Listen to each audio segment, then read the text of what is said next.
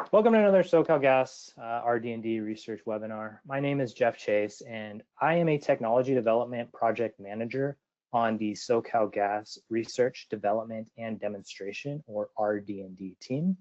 I appreciate you taking time out of your busy day to join us. For today's webinar, we actually have something a little different than our past sessions. Instead of discussing a specific new gas or hydrogen technology, we will actually be welcoming Ryan Cryer from the National Renewable Energy Lab to give us all an overview of what cybersecurity is, why it's important, particularly in the context of modern energy systems and technologies like those electrolyzers or fuel cells that we've discussed on past webinars. One note, please note that this webinar is being recorded and will be posted on YouTube in a couple of weeks.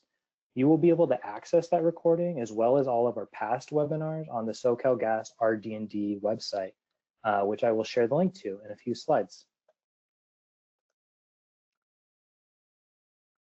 Before we begin, I'd like to walk everyone through the GoToWebinar toolbar that should be visible to all attendees. You can find a few valuable documents in the handouts box. And if you think of any questions, please enter them into the questions box. We'll review them during the Q&A session after Ryan's presentation. And during that time, we'll also open up the discussion for verbal questions. So if you'd like to ask a question verbally, you can click the raise hand icon to be called on during the Q&A session. And we'll go ahead and grant you access to unmute, and then you have to manually unmute yourself. But please remember to go back on mute after asking your question. So the values of the SoCalGas RD&D program align with the company's overall mission, which is safe, reliable, and affordable energy delivery today, ready for tomorrow. The SoCalGas RD&D program has three core pillars to help support that mission: science, synergy, and equity. So our team of experts in science and engineering work with top researchers around the world and other utilities and funding agencies to help develop new technologies that support the affordable access to clean, safe, and reliable energy for all Californians. For more information on the SoCalGas RD&D program, you can refer to our annual report, which is on our website. And speaking of our website, you can access that by scanning the QR code on your screen. In addition to the annual report that I mentioned, you can also find information about our upcoming webinars and news about the RD&D program there. And if you have any questions, comments, or research suggestions, please reach out to us at the email shown here, rdndinfo@socalgas.com. And then another good way to keep up with the RD&D team is to follow us on LinkedIn. This QR code will take you to that page. And that's where you can see our regularly published posts about the research that we're doing and our outreach activities. And lastly, please make sure to sign up to receive our RD&D newsletter, which comes out about once a quarter. And again, you can use the QR code here to sign up. So now, without further ado, I want to introduce our speaker, Ryan Cryer from NREL. Ryan is a cybersecurity researcher and team lead at NREL. He is internationally recognized as a subject matter expert in energy systems cybersecurity and has collaborated with industry leaders around the world. Ryan has authored many technical reports and journal articles, as well as several UL and IEEE standards. He has also led the development of industry-leading tools, extending threat-informed assessment capabilities, and advancing cyber research for energy systems. Ryan's research spans numerous areas in cybersecurity, including threat analysis, cryptography, penetration testing, and risk optimization research. He has also led several working groups, trainings, and workshops across the industry, guiding workforce development and advancing cyber maturity. Ryan's background is in applied math and computer science with a focus in cryptography. Welcome, Ryan. Thanks for joining us. I'm excited for you to give us a overview of cybersecurity and why it's important for modern energy systems. I will go ahead and turn over the controls to you so you can get started.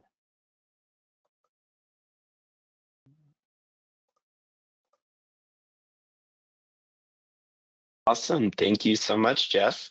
I'm so excited to be here and thank you all for having me. I absolutely cannot wait to talk about this topic. This is something very near and dear to my heart. And I, as a former Californian as well, I grew up in California. This is something that is also very special to me. So again, like I said, or like Jeff mentioned, my name is Ryan Cryer, cybersecurity researcher here at NREL. And today I'll be talking about cybersecurity at the grid edge and how we're protecting LA's energy infrastructure in a connected world. So I don't have to tell this crowd that there's a new frontier really developing within energy systems. The grid is evolving to become more distributed, intelligent, and complex, from T&D to the prosumer to bulk power generation. Across the board, we are seeing a rise in intelligent devices, as well as the rise of different sorts of technologies in order to manage those devices.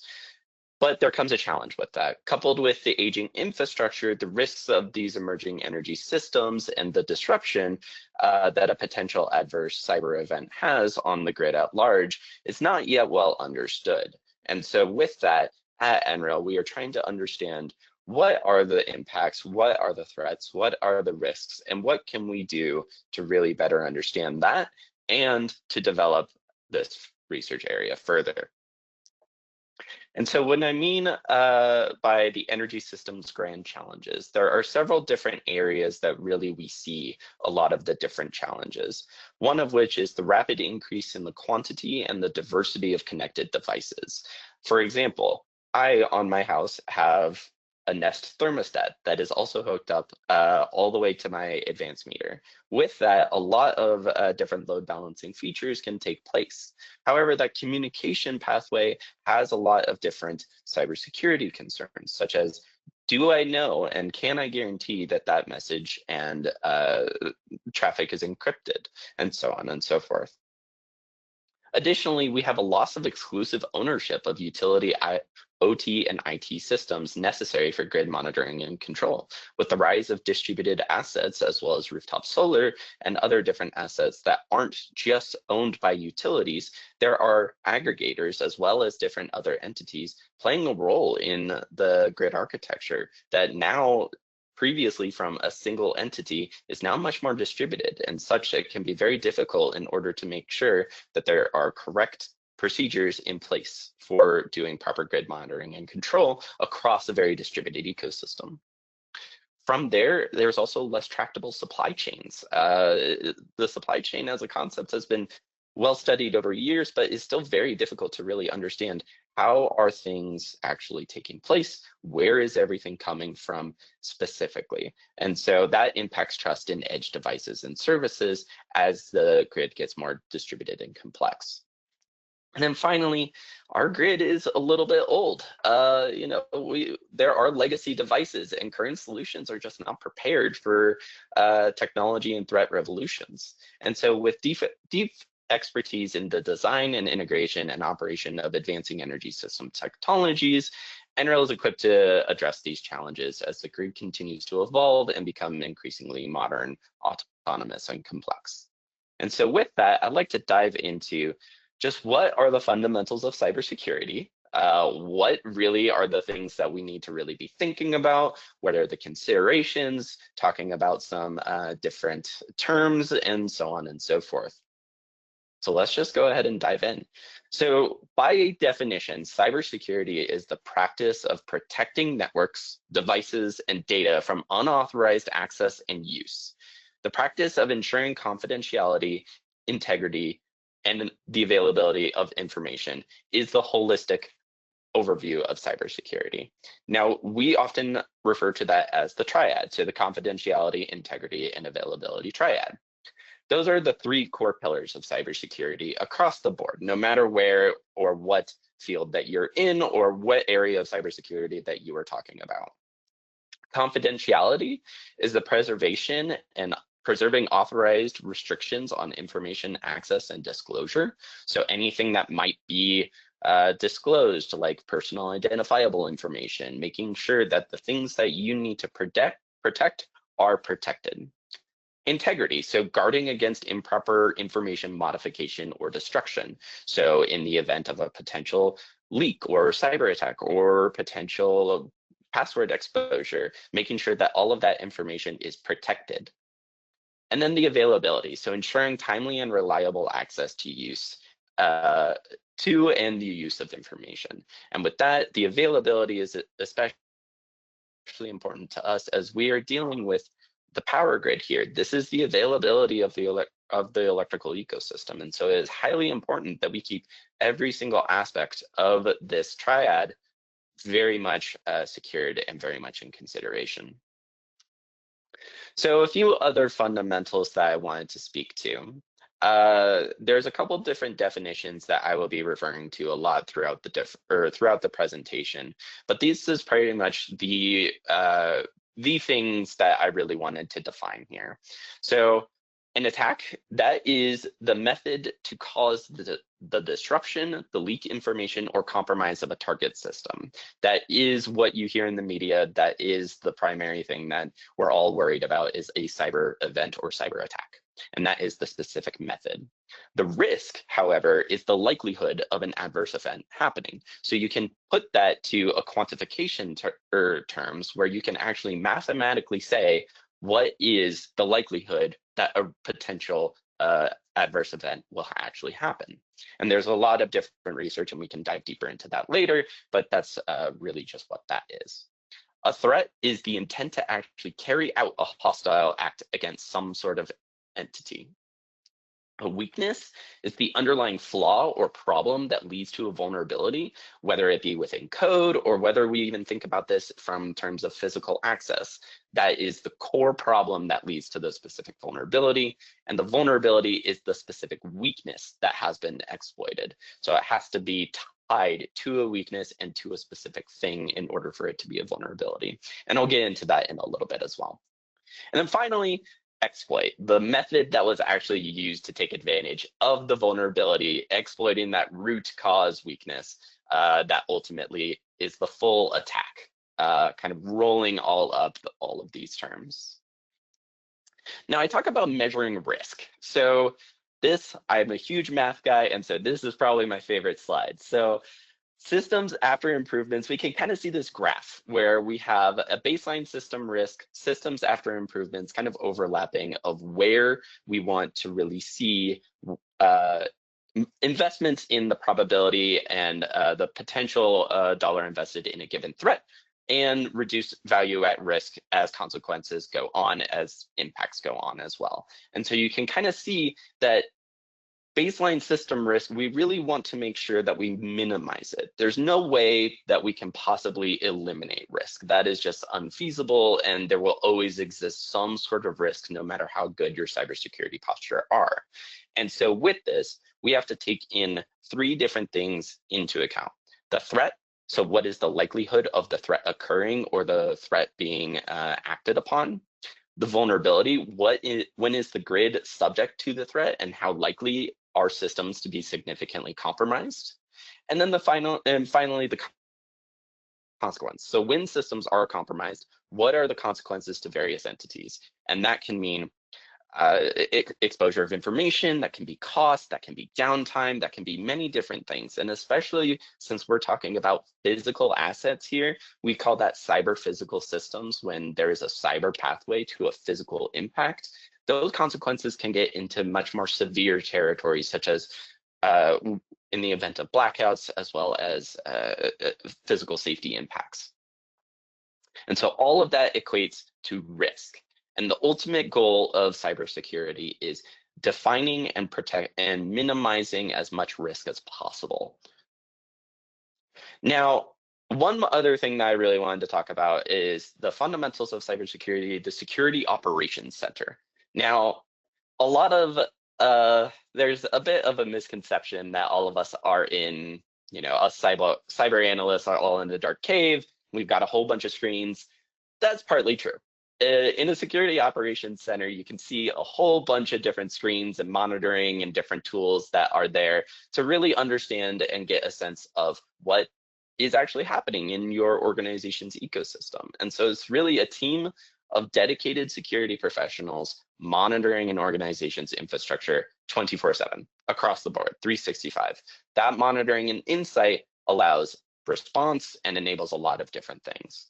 And so the fundamental roles of a SOC, as we call it, are observation, so responsible for monitoring, detecting, and responding to adverse cyber events and intrusions, whether that be monitoring the specific systems, even if there's just weird anomalies on your metering, if there's weird volt var values, if there's really weird other things outside of just an intrusion detection system where it's actually saying, there is somebody trying to ping your network and trying to get in your network. The other thing that SOC is typically responsible for is incident response. So in the event of an active cyber incident, this is limiting the actual damage of said incident through means such as isolating compromised areas or shutting down endpoints or islanding systems, where it's just, we want to isolate that area or that system such that the threat actor cannot propagate or conduct lateral movement across the system, so moving across the network.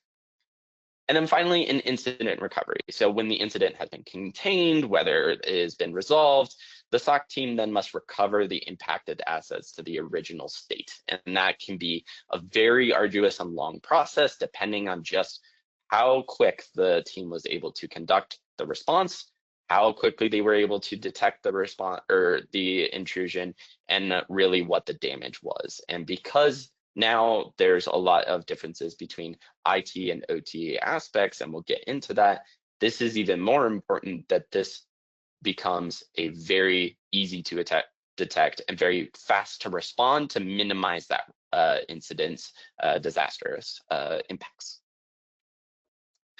So the next thing I'd like to talk about is the cybersecurity kill chain. So there's several different aspects of this. Within cybersecurity, we have different parts of an attack that we like to go down. So the kill chain is a series of steps that we refer to as each part of an attack, quote unquote. So there's reconnaissance, weaponization, delivery, exploitation, installation, command and control, and actions on objectives.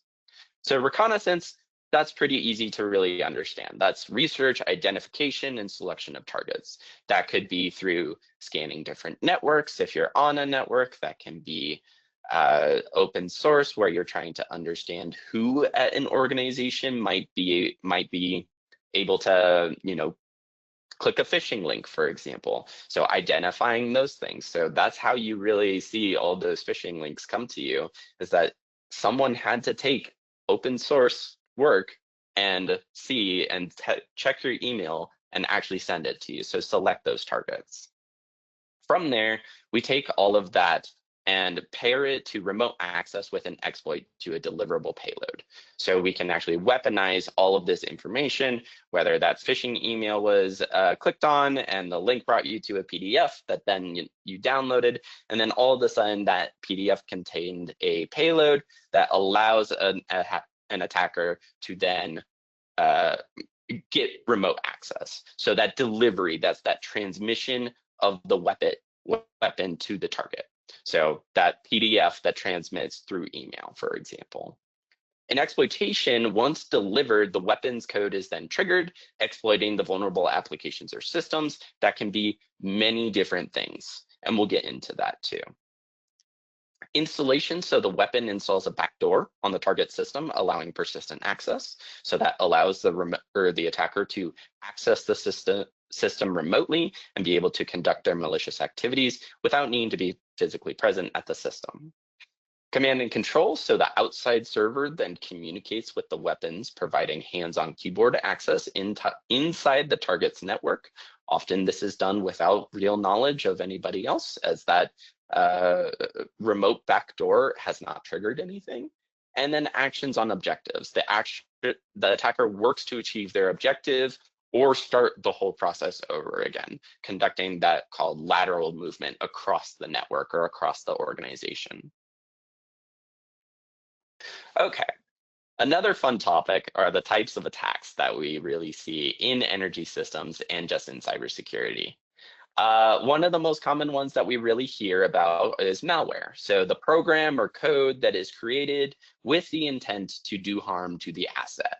Now that can be various different types of things, but whatever it is, it's a program that is dedicated to making a system behave or do something erratically that it isn't meant to do. Living off the land is a technique. This is one thing that we really see within energy system cybersecurity attacks, is utilizing legitimate built-in tools already present on the target system to conduct malicious activities. So your intrusion detection system or your antivirus may not be able to see that because it's just using already the existing systems and already the existing tools on that device or on that system. So nothing is really raising a red flag. And that really can be quite dangerous and extraordinarily difficult to detect and monitor, because you have to really be ingrained and fine-tuned into that system and know exactly what an anomaly is in order to detect that type of attack. Phishing, another one that's very commonly heard. So attacking using social engineering through email or other messaging to get a user to download a malicious file or share sensitive information. This is not just an exercise that our companies do. This is a legitimate and very easy way to intrude on a system and is often the most attractive attack vector for a threat actor. As we like to call in cybersecurity, humans are the infinite day, if you will. A 0 day is a vulnerability that has not been publicly disclosed but has been discovered by somebody and has yet to be utilized. The infinite day is that humans will always be exploitable. And that is why phishing is such an attractive attack vector, as that can really play into the role of getting into a system. Spoofing. It's a technique through which a cyber actor disguises themselves as a known or trusted source. So your CEO, messages you and is like, "Hey, please give me all of these reports." But that's really weird. That's an aspect of spoofing. Or it disguises, or you're sending realistic data to a system from your local machine, and the machine is actually responding to that. The supply chain, that's another really attractive attack vector that we see in energy systems, as this is a really vast and diverse and complex supply chain. As such, it can be a very attractive attack vector to attack a downstream supplier that may not have as good as cyber practices as your organization, and as such, it's an indirect attack on an organization. So it's targeting those third-party products and services. And then the last thing, the insider threat. Internal actors from the organization that pose a danger, whether witting or unwitting, to that organization. That unwitting part is a really important distinction, because a unwitting actor can be very, very, very dangerous, as exploiting that unwitting actor can lead to disastrous impacts, whether it be through clicking on a phishing email or just utilizing their system after you gain that remote access. Okay. So with all of that, I would like to take a step back. Now, when I do a lot of cybersecurity talks, I get a lot of questions on what exactly is a vulnerability. Like, we think about these things as hackers, Hackers the movie or something like that, where we're all just typing on our keyboards very aggressively. But what does that really look like? So there's two different terms that I really want to define here: the vulnerability versus a weakness. So a weakness, or a CWE as we call them, a common weakness enumeration, is the weakness that becomes the vulnerability. So CWEs are the types of mistakes that developers make in code. The intensity of the CWE is scored via the common weakness scoring system, so CWSS, where you've got different metric subgroups informing an overarching CWSS score. A vulnerability, or common vulnerabilities and exposures, or a CVE, which is what you'll typically hear, are vulnerabilities stemming from a CWE that is specific to a product. So once a month, you'll typically get, it might be more frequent depending, but you'll update your system and you'll see that there might be a list of CVEs, those IDs. It'll be like CVE, the year, so 2025, and then a number after that defines the actual enumeration of it. And so that CVE tracks the vulnerability caused by that said mistake. And so the vendor that of whatever software you're using, or even hardware, sometimes you will get a report or get patch notes saying, we fixed all of these vulnerabilities. Here's how you can look at that. And we've disclosed that, worked through the proper parties, and those have been disclosed via security researchers. A lot of that information is aggregated through third-party security researchers. And this is scored through something called a common vulnerability scoring system, so CVSS. And that goes from low to critical. So you can see 9.8 or a 10 is the biggest impact and the highest criticality. That needs to be done immediately or patched immediately. So what does this really look like? So for example, this is CWE 787. This is out of bounds write. So the data in this is written past the end or before the beginning of the intended piece of memory defined in the code. So if you define a variable, that defines a piece of memory and you can write to it, right? But you can also write before and after, depending on how much memory was really allocated and depending on if that buffer is protected. Writing before or after can cause crashes or leaks of potentially sensitive information that was already stored in the buffer. And so if you allocate a piece of memory, memory is very continuous. It's just a straight line.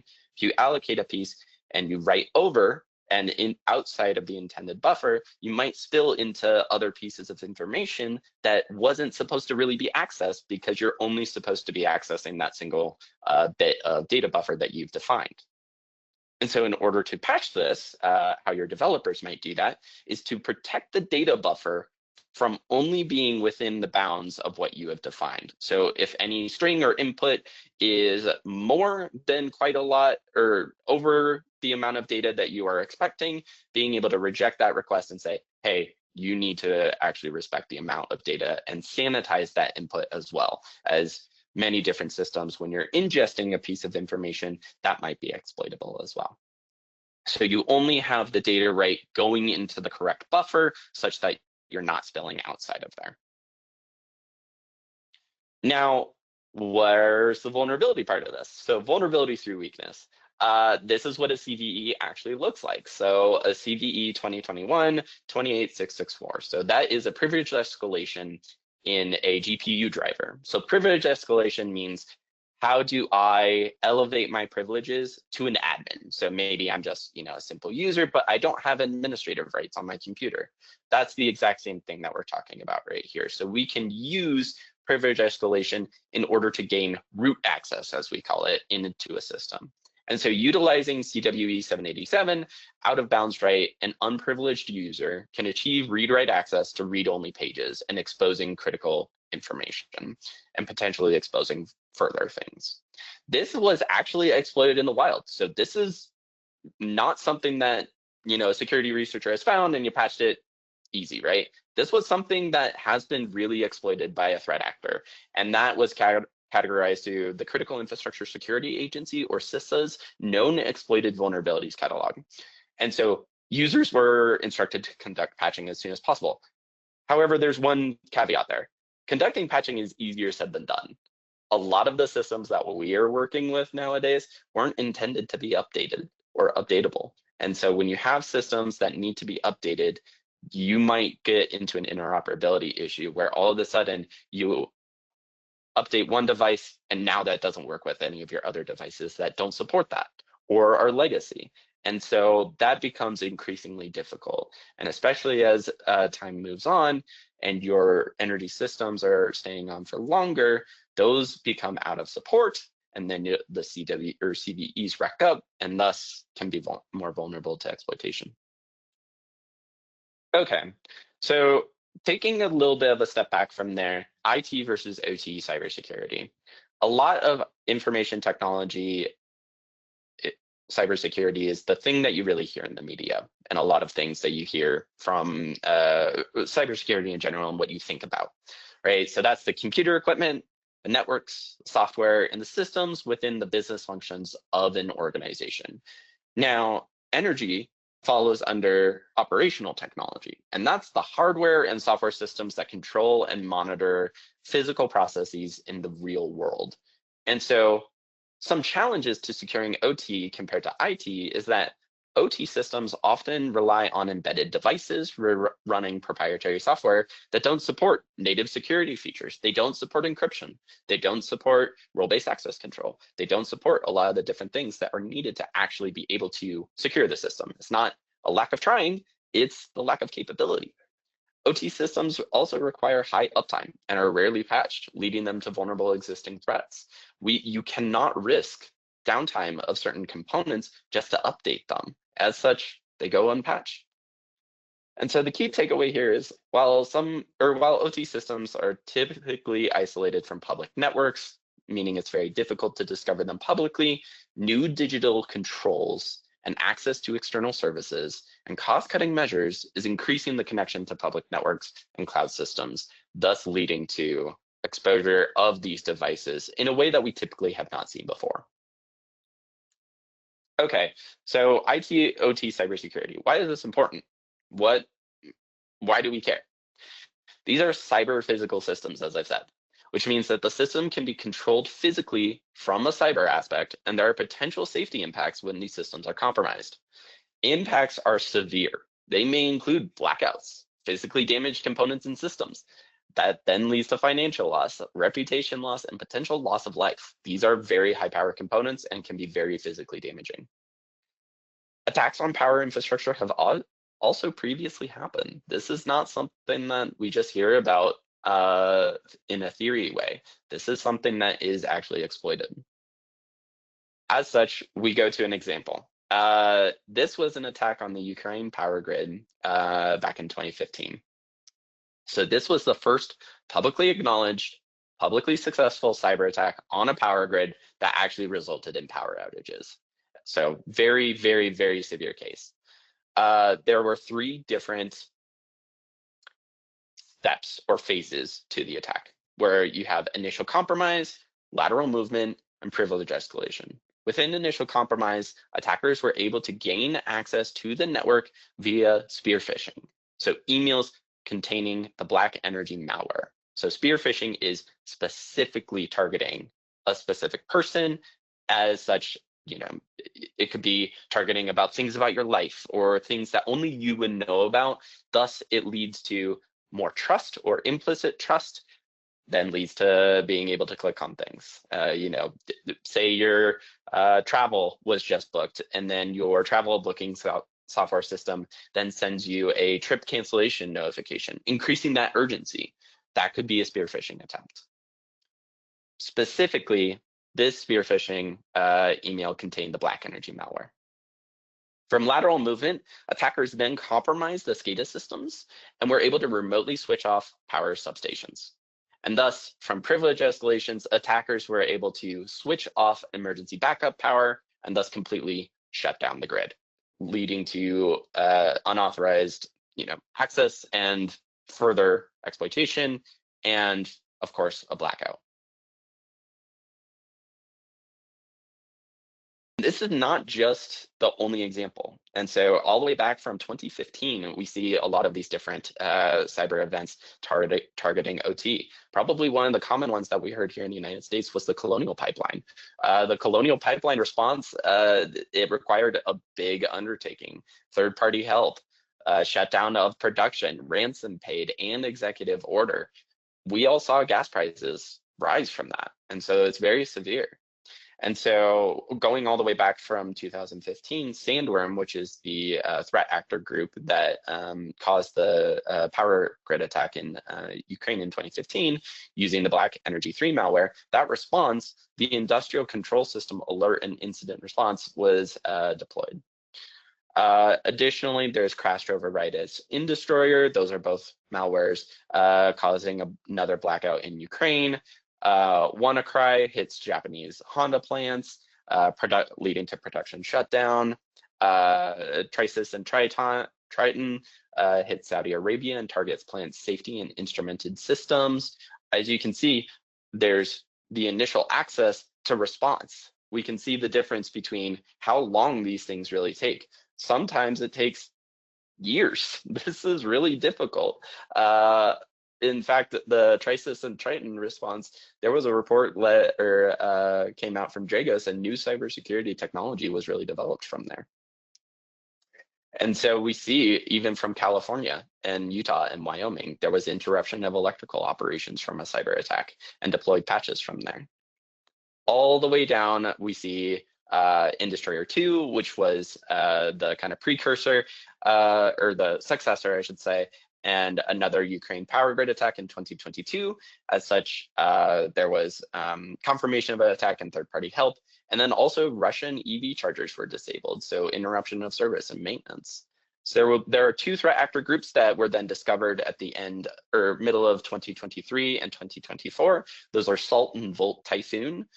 Those are threat actor groups that target Volt Typhoon targeting critical infrastructure and SALT Typhoon targeting telecom, and both of those have very specific impacts on this industry. So within that energy system cybersecurity considerations, there's increased attack surfaces with interconnected devices. There's legacy systems integrated with newer technologies and increasing remote access to cloud services and cloud services. So there's a lot of different new deployments, and all of these things are really good for this industry. You know, we need more ability and capability in order to produce demand response, in order to properly respond to adverse weather effects, in order to strengthen and make our electrical grid much more resilient. But there's also quite a lot of challenges, such as ransomware targeting utilities. That's a big one, as you know, we need the uptime. We need to ensure the safe delivery of this to customers and making sure that everything is operating accordingly. Different and changing protocols. Some of these protocols that have been out there have existed for more than 20 years, existed for quite a long time. And as such, they're all different. They're all, some supported on legacy, some don't. Some include encryption, some don't. And as such, they're all changing and supporting different things. And as such, it's very difficult to keep up with everything here. Digital supply chain risks from my past life as a software developer. When I first started my career, I probably had over 1,000 different types of packages installed for doing development on my system. And that's only the ones that I knew about and I specifically installed. But those packages have sub-packages, and those sub-packages have sub-packages too. And such, that leads to millions and millions of lines of code, making it extraordinarily difficult to find all of these different weaknesses and vulnerabilities. As such, it's very difficult. As this ecosystem becomes more intelligent, the digital supply chain increases as well. And then, of course, there's the hardware supply chain from countries of concern that we have to really think about and how that might play a role in this ecosystem. So as I've mentioned, cyber attacks can cause physical consequences. So a couple stats here, but as far as threats go, 87% more ransomware attacks against industrial organizations compared to the previous year. This is all taken from, this is a publicly released report from Dragos. Really awesome report, fantastic, really fantastic work out of them. They release a year in review of their OT and ICS cybersecurity ecosystem that they conduct. And so we see a lot of these stats from that. 60% more ransomware groups are impacting IT and ICS in 2024, so industrial control systems, ICS. And as far as vulnerabilities go, 70% of vulnerabilities reside deep within the network. You know, there are those vulnerabilities at the edge, but a lot of systems are still vulnerable deep inside your organization. As such, your systems need to be patched and up to date as quickly as possible. And then 22% of advisories were network exploitable and perimeter facing in 2024. So they were actually exploitable, they were actually public. These devices and advisories were able to be found in the public and exploited just by logging on. So consequences of a cyber attack. So for businesses, this is regardless. It is deleted data, cost to restore, ransomware, cost to restore, or ransom. You know, sometimes that might just be the most attractive option, is just to pay the ransom and get service back immediately. There's the theft of sensitive data, so personal identifiable information, or PII, customer records, employee records, trade secrets, credit card or credit monitoring, or loss of revenue. Reputational damage, consumers, regulators, investors, it is quite a sensitive thing to be admitting publicly that you have been the victim of a cyber attack. And, that can definitely really lead to some reputation damage. It's tough.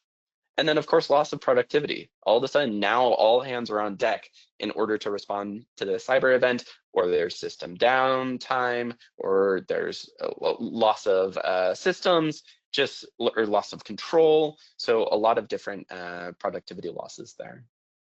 However, there's an additional cyber physical consequence for utilities.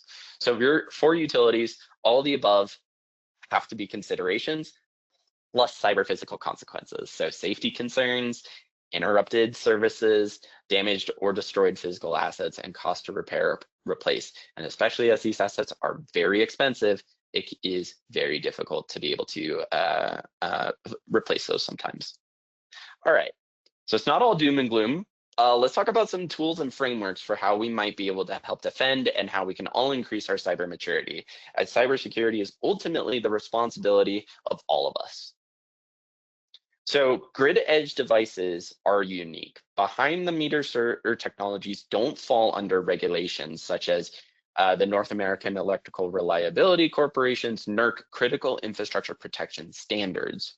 So what do we look to? What best practices are there out there that we can leverage and understand? What are the low-hanging fruit that we can implement in our systems in order to get the most bang for our buck to minimize as much risk as possible without leading to as much, maybe you're resource constrained. Cybersecurity is often thought of just as a cost center, not necessarily a revenue stream. And so from that, we've got a couple different options. So NIST, the National Institute of Standards and Technologies, developed the Cybersecurity Framework, or the CSF, to help organizations of all sizes across all sectors.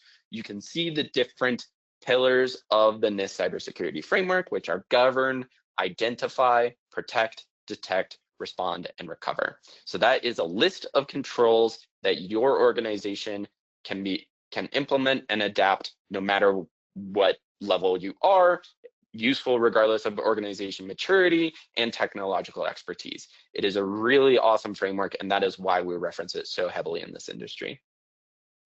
Not only that, but it can be implemented in a flexible manner. However, it is not a one-size-all-fit solution. And so it has to be adapted. You have to understand, what do I have that might impact or I need to really consider about this?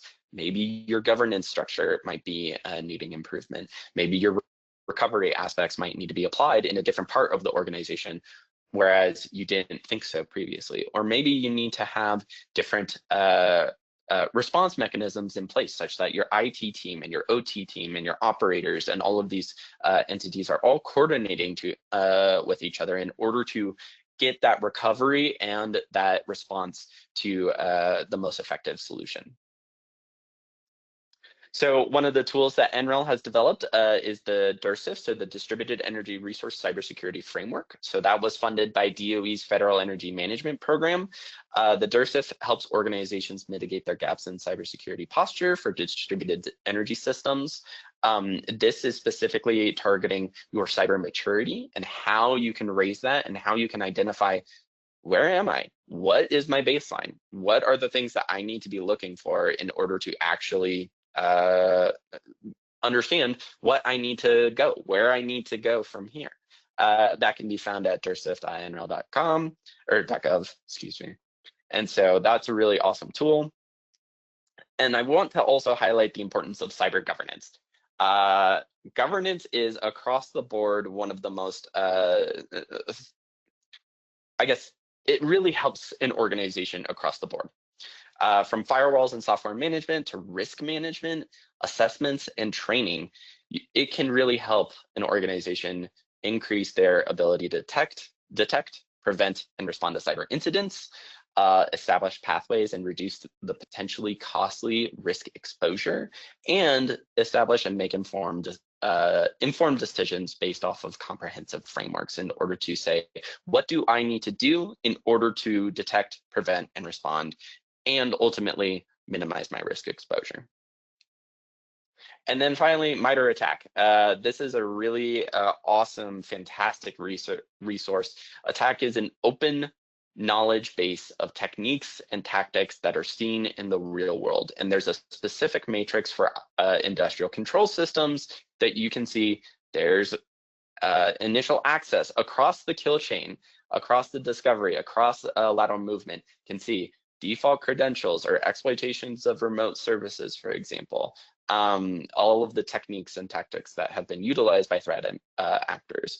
ATT&CK is also complete with targeted assets and examples, and also shows mitigations for each technique. And so ability to then go over to the defend side of things and make sure that, am I actually implementing mechanisms against having hard-coded credentials in my systems? And so with this, I'd like to mention the project that we're doing with SoCalGas. In partnership, we are conducting a landscape and gap analysis of cybersecurity for energy systems that are unique to their interests. And so this project seeks to inform and understand the cybersecurity concerns and opportunities within the energy systems that they help deploy. And so with that, I'd like to say thank you so much. And I believe now we can do some Q&A. Wow, that was awesome, Ryan. Thank you so much. I saw your slides ahead of time, but hearing you talk about them with that much passion was really incredible. And I think I might actually need to go back and rewatch this when it hits YouTube in a couple weeks. Just to it's like drinking from a firehouse. I know. Yeah, exactly. So we actually do have quite a few questions in the chat. I think we have a little bit of time here, so I might pick and choose a little bit.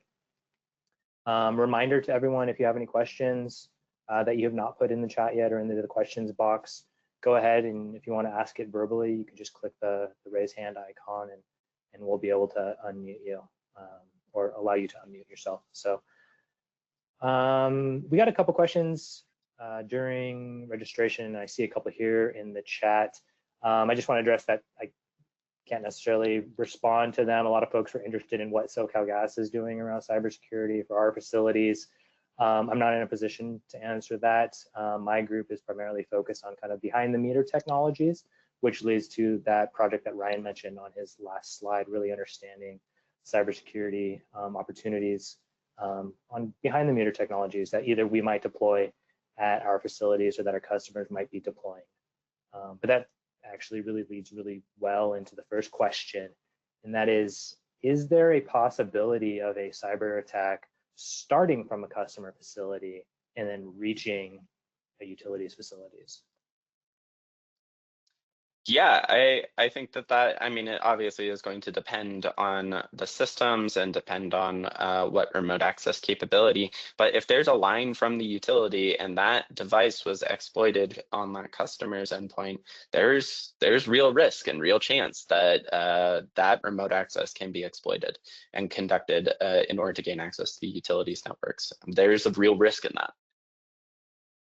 Yeah, and that's kind of what we're doing in our project too, understanding what the opportunities are on behind the meter technologies. Another question is, maybe you know this, maybe you don't. When is it voluntary to report cybersecurity incidents? I imagine this might happen to avoid reputational risk exposure, like you mentioned. So I think that it really depends. It depends on your organization and it depends on who you serve.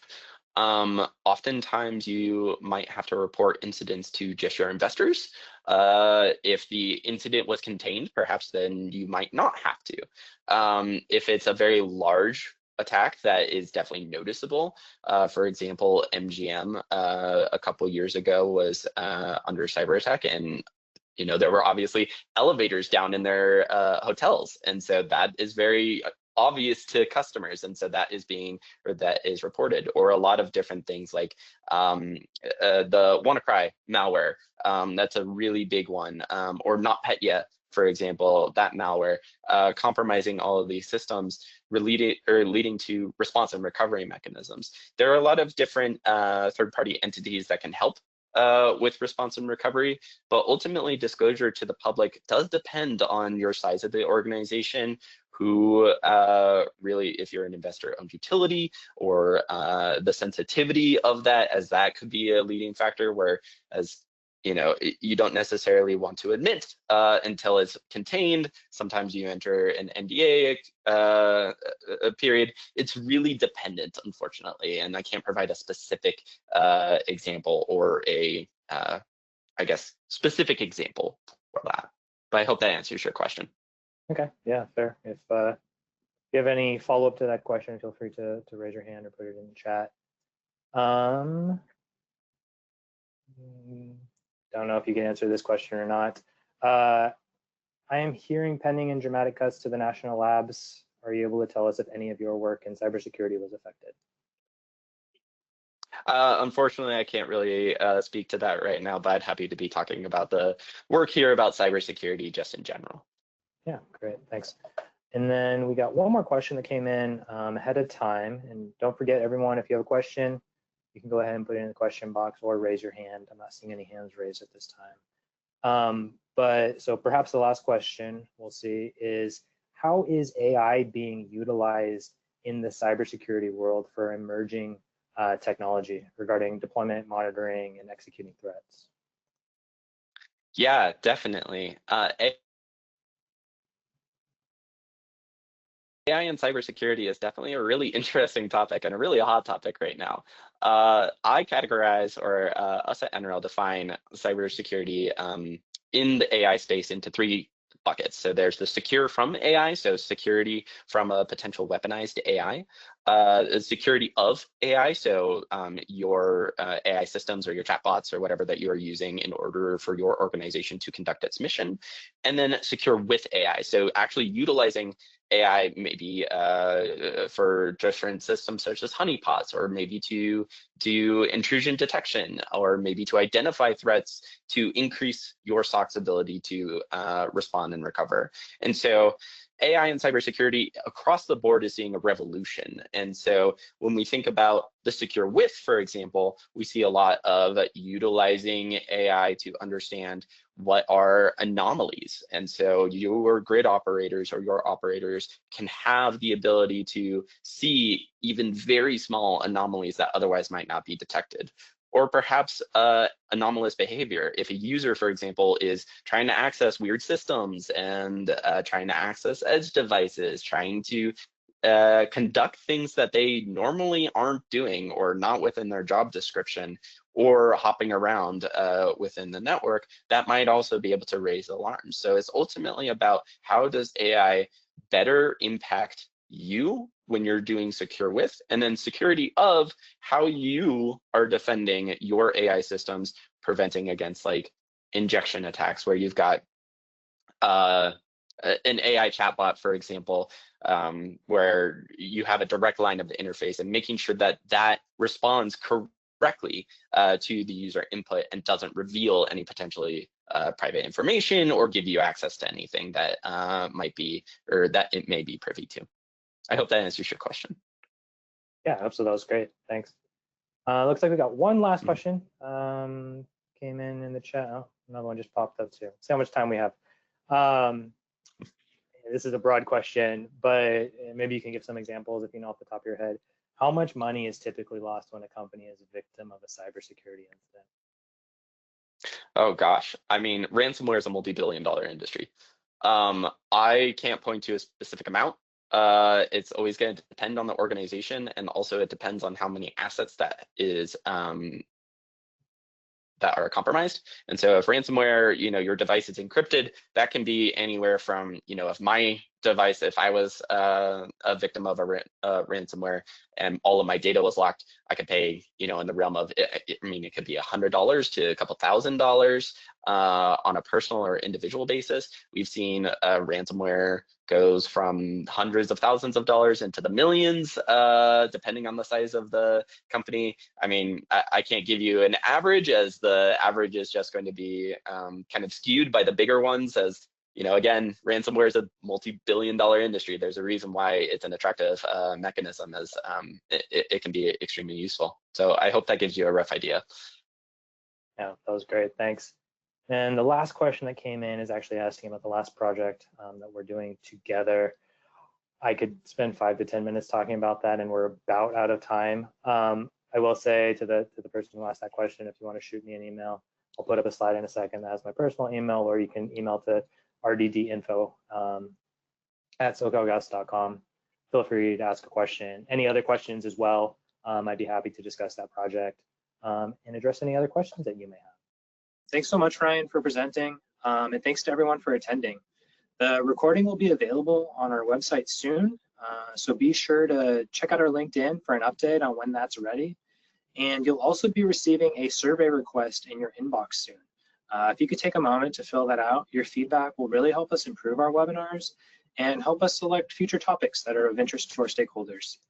And remember, at SoCalGas RD&D, we strive to identify transformational energy solutions, build them, and share them with you and the world. Thanks. Have a good rest of your Thursday.